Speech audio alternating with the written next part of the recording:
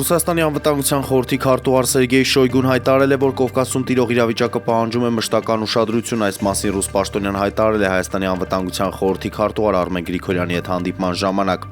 Ազգային ժողովի փոխնախագահ Ռուբեն Ռուբինյանն անդրադարձել է Ադրբեջանի նախագահ Իլհամ Ալիևի վերջին հայտարարություններին։ Նա նշել է, որ խաղաղությունն այն է, որ նաև ռուսական ցակման ցորեն է Ադրբեջանի տարածքով ներմուծվում Հայաստան, սա պատմական իրադարձություն է եւ նման բան վերջին անգամ եղել է 91-92 թվականների պատերազմի ակտիվ փուլից առաջ։ Ամեն դեպքում Ադրբեջանից հնչող հայտարարությունների շեշտադրման որոշակի փոփոխություն տեսնում ենք օգոստոսի 8-ից։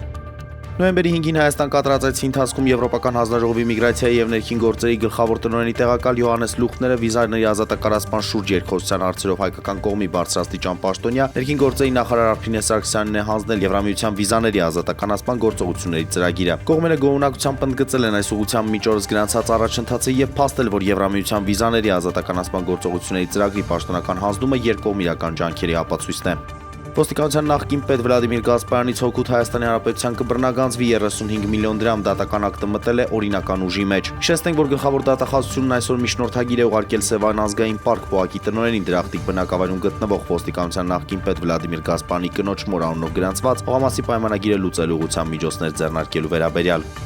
Ռուսաստանը ներկայումս ԱՄՆ-ի հետ չի կիսվում Ուկրաինայի առաջնագծի քարտեզներով, չնայած նախկինում դա արել է, այս մասին ասել է Ռուսաստանի նախագահի մամուլի քարտուղար Դմիտրի Պեսկովը։ Մենք դրանցով հիմա չենք կիսվում, երբ շփումներ կային, իհարկե քարտեզների վերաբերյալ պարզաբանումներ էին տրամադրված, ասել է նա։